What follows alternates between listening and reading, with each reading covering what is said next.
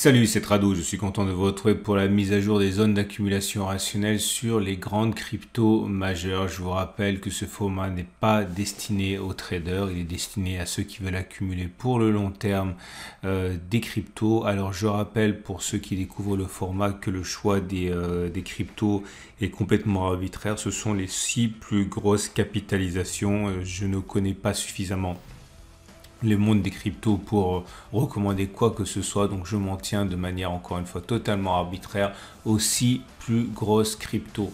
Alors on va commencer par Bitcoin qui est toujours en pleine léthargie, testant à la hausse, à la baisse cette espèce de grand canal de latéralisation. Nous ne sommes pas en zone d'accumulation rationnelle. La zone d'accumulation rationnelle sera un retour sur les 27 140 26 580. Le précédent a eu lieu, c'était le 24 avril. C'est sur cette zone que l'on peut envisager que des accumulations soient faites. Autre zone encore plus intéressante, le retour sur les 24 300, 25 200. Si d'aventure on devait casser 31 070, 30 500, notre résistance de référence, et bien tout retour sur cette zone serait zone d'accumulation rationnelle par la règle du changement de polarité. On n'y est pas du tout pour l'instant. On remarquera que la tendance de fond est haussière puisqu'on est au-dessus de la M50 et que la tendance de long terme est haussière puisqu'on est au-dessus de la M200. Les bougies Aiki sont plutôt indécises. Comme vous pouvez le voir, c'est ni vraiment haussier ni vraiment baissier parce qu'il y a des mèches hautes et des mèches basses avec des petits corps. Bref, on est vraiment en période d'attente actuellement et c'est normal compte tenu de la hausse très importante qui a eu depuis mars, puisqu'on a pris en l'espace de quelques semaines près de 60%, donc on consolide la hausse en question.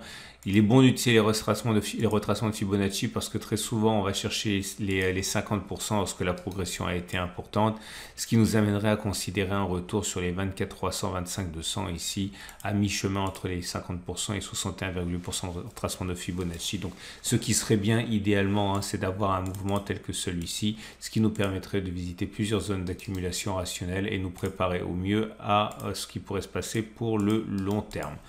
On enchaîne avec l'Ethereum. Pareil pour l'Ethereum, on a une progression assez importante qu'il s'agit de consolider. Comme vous pouvez le voir depuis les plus bas qui ont été faits début mars, la progression a été, regardez ça, de 56% et là aussi le retracement a eu lieu cette fois-ci sur la zone d'accumulation sur laquelle nous sommes, des 19,36, 18,19. C'est pas suffisant, je préférerais qu'on aille chercher un retour sur l'autre zone d'accumulation rationnelle, c'est des 17,12, 16,60, ce qui correspond en utilisant les retracements de Fibonacci à un retour sur les 50 à 61,8%. Et encore une fois, c'est logique quand on a connu une hausse aussi importante d'avoir des retracements de cette ampleur. Pour l'instant, la tendance de fond est toujours haussière. La tendance de long terme est également haussière au-dessus de la M50, au-dessus de la M200. Bougie Aiki neutre à médiocre, puisque là aussi, vous voyez, c'est la première bougie rouge qui apparaît, mais elle est baissière, puisque vous voyez, il n'y a pas de mèche haute, donc il est plus possible que l'on aille vers le bas que vers le haut. Mais pour l'instant, compte tenu de la longueur assez modeste, c'est baissier, mais pas atrocement baissier, on va dire. Si vous vous intéressez à BNB, eh bien, vous avez la possibilité de profiter également de l'accélération haussière à laquelle il y a eu depuis mars, c'est toujours pareil. Là, la hausse a été quand même un petit peu plus raisonnable, on a pris 32%. De ce fait, le retour sur les 300-320 pourrait suffire en termes de zone d'accumulation rationnelle. En tout cas, en visitant régulièrement cette zone, comme vous pouvez le voir, on l'a encore fait hier. À noter que la tendance de fond devient baissière tant que nous sommes en dessous de la M50 qui descend. La tendance de long terme est par contre haussière. Zone d'accumulation rationnelle 300-320. Bougie Aiki médiocre avec des bougies rouges, des bougies vertes, mais surtout des bougies avec mèche haute et mèche basse.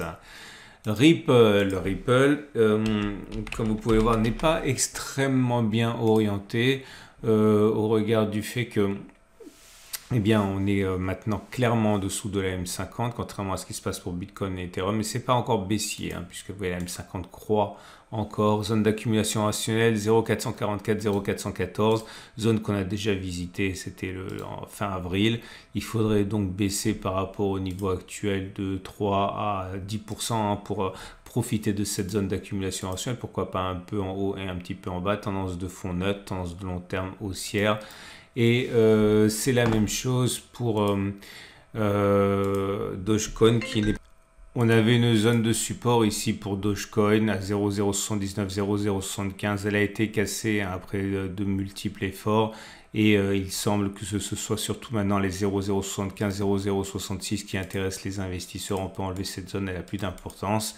Prochaine zone d'accumulation rationnelle, on l'a dit, donc ça correspondrait à une baisse par rapport au niveau actuel de 2 à 14%. On peut envisager d'accumuler tout au long de la descente si descente il y a. Tendance de long terme et tendance de fond neutre parce que les moyennes mobiles sont ascendantes, mais on est en dessous. Bougie Aikinashi médiocre, hein, comme vous pouvez le voir, c'est plutôt rouge, mais surtout c'est rouge sans mèche haute. Autrement dit, il est plus plausible que l'on continue de baisser plutôt que l'on ait fait les plus bas. Et on va terminer avec Cardano. Cardano qui a connu une progression importante, mais qui là aussi consolide de manière significative. Hein, regardez, depuis le 9 mars, on avait pris en ligne droite quasiment 55%. On a perdu par rapport au plus haut 19%.